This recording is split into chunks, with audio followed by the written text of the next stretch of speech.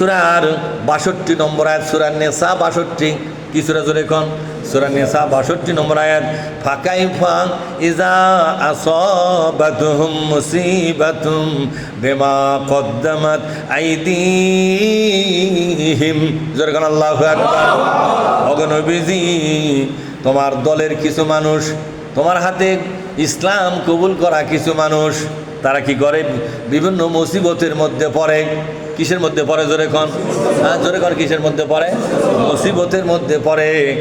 মুসিবতের মধ্যে আল্লাহ নবী বলছে তারা সবাই কিন্তু তোমার হাতে হাত দিয়ে মুসলমান হয়েছে, তোমার পাশে নামাজ পড়ে, তোমার সাথে রোজা করে, তোমার সাথে হজ করে, তোমার সাথে জেকেরও তো বসে, বসে কি বসে না? জেকেরে ফেকেরে থাকে, তাহাজ্জুদ করে তোমার সাথে, কিন্তু এরা কোরআনী আন্দোলন করে না।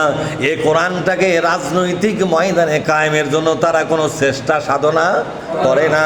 এই লোকগুলো মাঝে মধ্যে বিপদের মধ্যে পড়ে। এই বিপদে পড়ার কারণ হলো তাদের নিজেদের জন্যই। আল্লাহ তাআলা এমন মুসল্লি সহ্য করতে পারেন না, যে মুসল্লি পাকা মুসল্লি, নামাজে পাকা মুসল্লি, পাকা রোজাদার, পাকা হাজি, পাকা জিকির আজকারকারী, পাকা তাহাজ্জুদি, কিন্তু ইসলামী আন্দোলনের মধ্যে তা খুঁজে পাওয়া যায় না। এরকম মুসল্লিকে আল্লাহ সহ্য করতে পারেন না। আল্লাহ মাঝে মধ্যে নিজের ইচ্ছায় বিপদ ঢুকে দেয়।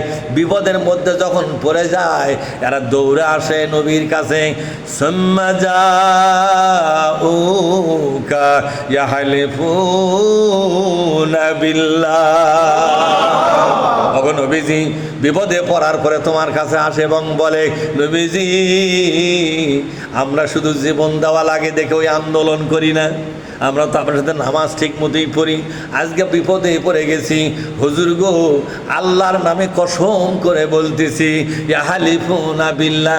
হলফ, হলফ মানে কি? কসম করা।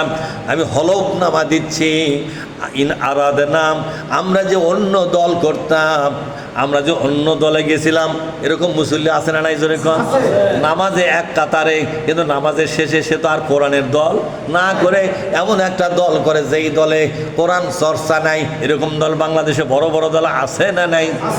আমার বুলু ভাই ছিল কিছুদিন, সেগুলা দলত ছিল কিনা? জোরে কোন। ওগুলা দলের মধ্যে কোরআনের চর্চা কিন্তু ওদের অফিসে হয় না। কোনদিন শুনছেন নাকি? কোনোদিন কি শুনছেন ওদের অফিসে কোরআন চর্চা হয়? আজকে ওদের অফিসে কর্মীরা জড়ো হচ্ছে, একজন মওলানা নিয়ে এসে কোরআনের তাফসীর করাচ্ছে, এরকম দেখছেন আপনি কোনদিন? তাহলে যেখানে কোরআন চর্চা হয় না সেই দলে আপনি কেন আছেন? আপনি না মুসল্লি মানুষ, আপনার তো লজ্জাও করল না, আপনি কোন জায়গাত গেছেন? ঠিক না বেঠিক? জোরে কোন। আল্লাহ তাআলা বলছেন, এরা যখন ওগুলো দল করবার যায়, বিপদত পড়ে, দৌড়ে আসে নবীর কাছে, এসে বলে, নবীজি, হলফ করে বলতেছি, ওই দলগুলো করতে গেছি ইল্লা ইহসানা, শুধুমাত্র ইহসান মানে হলো এই সামাজিক উপকার করার জন্য, সমাজের মানুষের কিছু উপকার করে নেওয়ার জন্য, এই সমাজের মানুষের কল্যাণ করার জন্য ওই দলের নেতাদের কাছে একটু উদ্ঘোষ করেছিলাম, যাতে কিছু কাজ আদায় করতে পারি। মানে একটা অজুহাত খাড়া করবে, যাতে ওই দলে যাওয়াটা সে জায়েজ করে নেওয়া পারে। এরকম লোক আছে না নাই? জোরে কোন। যদি বলা হয় আপনি হাজি মানুষ, ওই দল করেন কে? বলছে সমাজের কিছু মানুষের জন্য তো কাজ আদায় করা লাগবে, একটু খাতির মহব্বত না থাকলে কি কাজ পাওয়া যাবে নাকি? কিছু কাজ খসানের জন্য দল করি। দেখছেন কীরকম বুদ্ধি?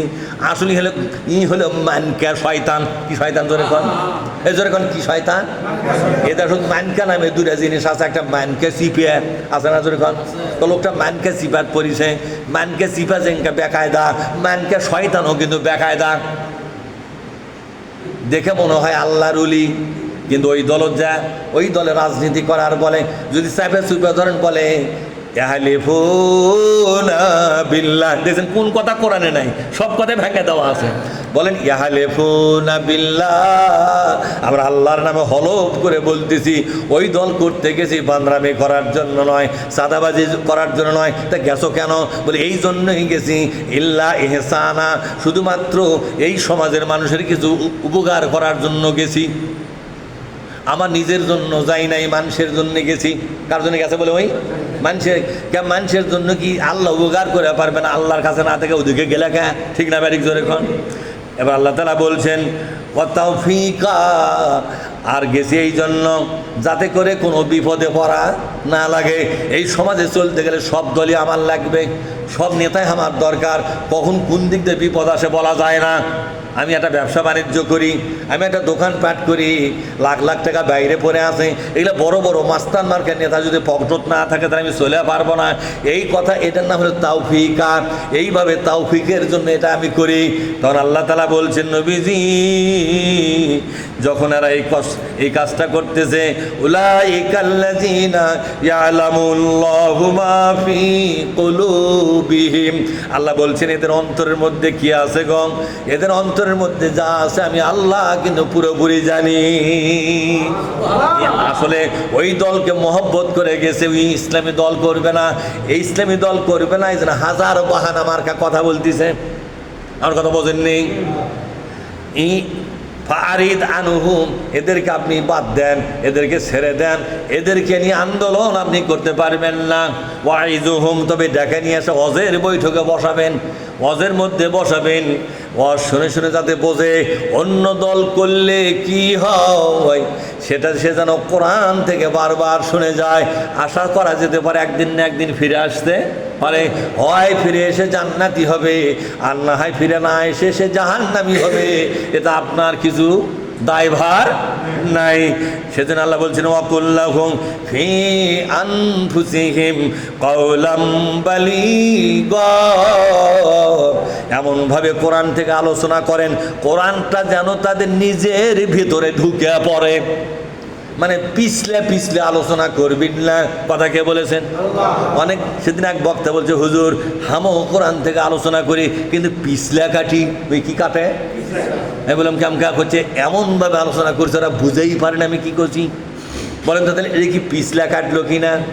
আল্লাহ বলছেন, নবীজি আমার কোরআনটাকে তুমি এমনভাবে উপস্থাপন করবে, ফি আনফুসিহিম, বলেন ফি আনফুসি, ফি মানে মধ্যে, আনফুস মানে নফস, যাতে করে তার নফসের ভিতরে সুইয়ের মতো ঢুকে পড়ে। বলেন তো আমার কাছে যখন আলোচনা শোনেন ভেতরে ঢোকে না বেড়ে দেওয়া যায়? পিছলে পিছলি করে বেড়া যায় না, ভেতরেই ঢুকে যায়। এই জন্য অনেক লোক একবার যদি বসে যখন বুঝা পারে কাম তো সারিছে, তখন পরের বৈঠকে কিন্তু আসে না। তখন বুঝতে হবে এই লোক কেন আসে না, তা কি জানো নেই?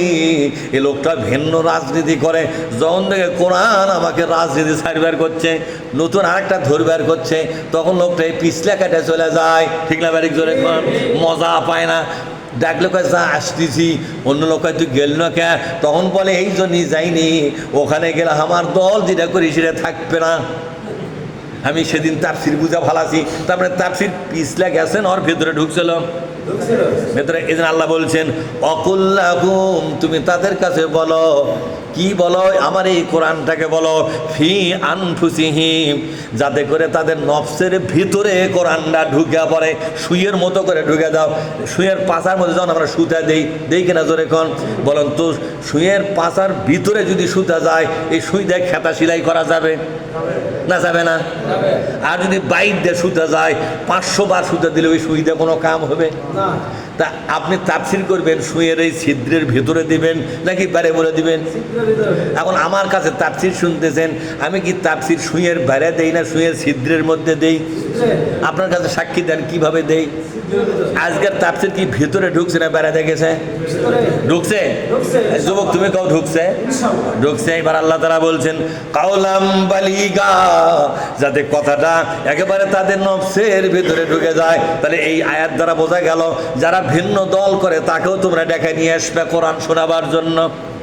বুঝলেন না আমার কথা? কে বলছেন? কে বলছেন? যারা ভিন্ন দল করে তাদেরকেও ডেকে নিয়ে আসো। আসো ভাই আসো, কোরআনের বৈঠক। আজকে ইসাহাক সাহেব দাওয়াত দিলেন আমার সামনেই, ভাই একটা বার তোরা কোরআন শরীফ শোন বসে থেকে। এই দাওয়াতটা দেওয়ার পরে তার কিন্তু সওয়াব ঠিকই হয়ে গেছে। ওরা আসুক না আসুক ওর বিষয়, ওদের আশার উপরে সওয়াব নির্ভর করে না। আমার ভাইয়েরা যে আলোচনাগুলো করলাম, আলোচনা ভালো লাগলো বলেন তো?